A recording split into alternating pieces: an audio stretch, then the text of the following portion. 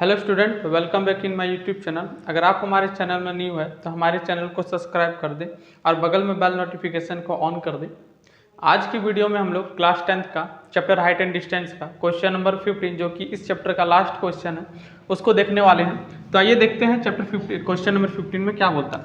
Question number 15 में बोल रहा है कि एक बिल्डिंग है, बिल्डिंग के ऊपर एक आदमी खड़ा है और वह जो बिल्डिंग है उसके सामने से एक हाईवे जाता है और वह आदमी जो है एक कार को देखता है बिल्डिंग से, और इस कार का जो डिस्टेंस है वो कुछ होता होगा, और बोल रहा है 6 सेकंड बाद ये कार का पोजीशन जो है वो यहाँ से यहाँ आ जाता है, और ये पोजीशन उसका है, मतलब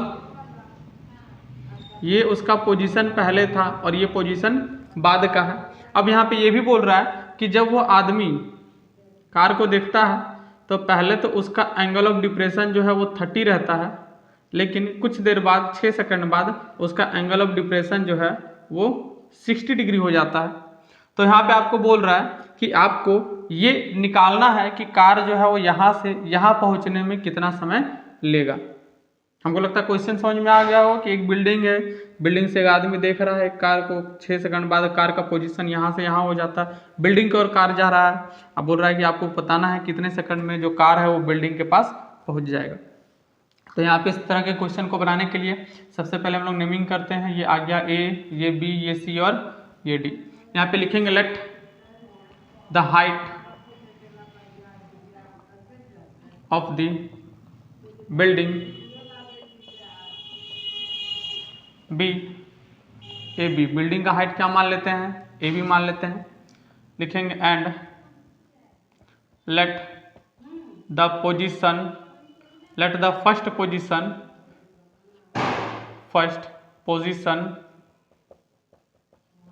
ऑफ द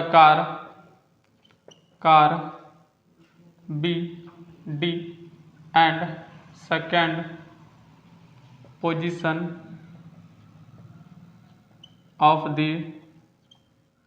कार बी सी।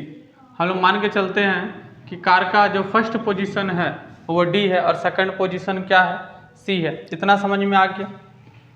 अब यहाँ पे हम लोग को पता है कि ये अगर 30 डिग्री होगा तो ये भी कितना डिग्री होगा, 30 डिग्री होगा, और ये अगर 60 डिग्री होगा तो ये भी कितना डिग्री होगा, 60 डिग्री होगा, क्योंकि ये पैरेलल और ये ट्रांसवर्सल है, तो अल्टरनेट इंटीरियर एंगल इक्वल होता है उस कॉन्सेप्ट। अब हम यहाँ पे देख रहे हैं 2 ट्राइंगल है और हम लोग को बेस से मतलब है, परपेंडिकुलर से मतलब नहीं है। तो सबसे पहले हम लोग क्या लगाते हैं, छोटा वाला ट्राइंगल का। Now in triangle A B C, पहले छोटा वाला ट्राइंगल लेते हैं तो क्या हो जाएगा, 10 60 is equal to tan theta is equal to होता है परपेंडिकुलर बाय बेस। यहाँ पे tan 60 का वैल्यू √3 हुआ is equal to A B को ए बी ही लिख देते हैं और बी सी को बी सी ही लिख देते हैं। यहाँ से बी सी बराबर क्या हो जाएगा, ए बी अपॉन √3। इसको इक्वेशन हम लोग 1 मानते हैं। अब हम लोग दूसरा ट्राइंगल लेंगे तो यहाँ पे लिखेंगे अगेन इन ट्राइंगल, दूसरा वाला बड़ा वाला ट्राइंगल क्या हो जाएगा, ए बी डी। बड़ा वाला ट्राइंगल के बारे में बात करेंगे तो आ जाएगा 10 30, इसका भी वही हो जाएगा perpendicular by base. Perpendicular A B हुआ और बेस क्या हो जाएगा, बी डी हो जाएगा। अब tan √3 का वैल्यू 1/tan 30 का वैल्यू 1/√3 होगा, और ए बी को ए बी ही रहने देते हैं और बी डी को बी डी ही रहने देते हैं। अगर हम लोग यहाँ पे क्रॉस मल्टीप्लीकेशन करेंगे तो यहाँ पे क्या आ जाएगा, B D equal to A B √3 होगा क्रॉस मल्टीप्लीकेशन करने पर। अब यहाँ पे देखिए ये जो बी डी है, हम लोग को पता है बी डी जो है वो 2 पार्ट में डिवाइडेड है, B C plus C D. तो हम लोग यहाँ पे बी डी को B C plus C D लिख सकते हैं, यहाँ पे वही लिख देंगे।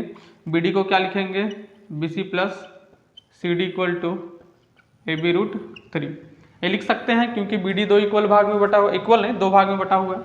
अब यहाँ पे हम लोग क्या करते हैं, बी सी का वैल्यू यहाँ से उठा के यहाँ रख देते हैं। यहाँ पे लिखेंगे एंड फ्रॉम इक्वेशन 1 से क्या होगा, बी सी का वैल्यू यहाँ पुट कर देंगे। तो जहाँ बी सी है वहाँ पे ए बी बाई √3 लिख देते हैं, A B by √3 plus C D equal to A B root 3। यहाँ पे सी डी इक्वल टू क्या आ जाएगा, ए बी रूट 3 माइनस ये पूरा चला जाएगा तो ए बी बाय रूट 3 हो जाएगा। यहाँ पे हम लोग थोड़ा क्रॉस मल्टीप्लिकेशन करते हैं तो यहाँ पे C D equal to A B इधर मल्टीप्लाई हो जाएगा तो हो जाएगा रूट थ्री मल्टीप्लाई होगा तो 3 होगा और ये ए बी का ए बी हो जाएगा minus A B by root 3। यहाँ पे थोड़ा सॉल्व करते हैं तो 3ab में 2ab गया, एक ab गया तो 2ab अपन रूट 3 हुआ। ये किसका वैल्यू आया, CD का आया। यहाँ पे हम लोग लिख देते हैं कि यहाँ से यहाँ तक का जो डिस्टेंस है वो आया 2ab अपन रूट 3। अच्छा, क्वेश्चन में दिया है कि कार को भी यहाँ से यहाँ पहुँचने में टोटल 6 सेकंड लगा। कितना सेकंड लगा, 6 सेकंड।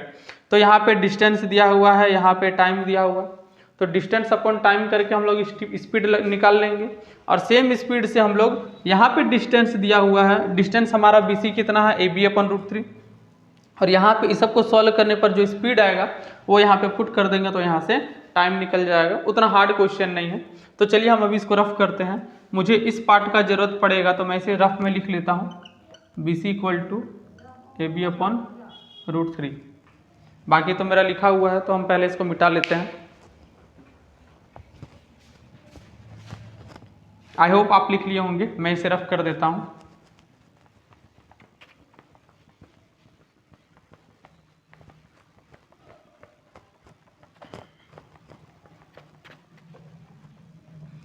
अब यहां पे लिखेंगे now speed equal to distance upon time. Speed equal to क्या होता है, डिस्टेंस अपॉन टाइम।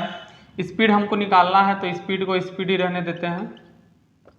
डिस्टेंस हमारा कितना है, ये देखिए ये डिस्टेंस आया है 2ab अपॉन रूट 3 और टाइम हमारा कितना आया है 6 सेकंड। इसको थोड़ा सॉल्व करते हैं, इसको यहाँ पे सॉल्व करते हैं तो 2ab अपॉन रूट 3 और ये मल्टीप्लाई होगा तो 1/6 सेकंड होगा। ये 2 का टेबल में 6 3 बार में आता है तो ये आ जाएगा AB अपॉन 3√3 मीटर पर सेकंड। ये क्या आया, स्पीड आया। अब हम लोग क्या करते हैं, सेम स्पीड यहाँ पे, अब यहाँ से यहाँ तक का जो डिस्टेंस है वो कितना आया AB, ये आपको लिख देते हैं। देखिए ये जो पूरा पार्ट है ये इसमें डिस्टेंस है और ये जो पूरा पार्ट है ये टाइम है। तो यहाँ से हम लोग डिवाइड करके स्पीड निकाल दिए, ये स्पीड इतना निकला। तो ये अब जो है ये जो पार्ट है ये तो अब स्पीड आया और ये जो पार्ट है जो कि इसी का पार्ट है ये क्या आया, डिस्टेंस आया। तो यहाँ से हम लोग टाइम निकाल देंगे। यहाँ पे लिखेंगे again speed equal to distance upon time. यहाँ पे हम लोग को टाइम निकालना है तो time equal to distance upon speed हो जाएगा। यहाँ पे डिस्टेंस कितना है तो ये देखिए BC कितना लेंथ में है तो AB upon root 3, AB upon root 3 और स्पीड क्या है ये है।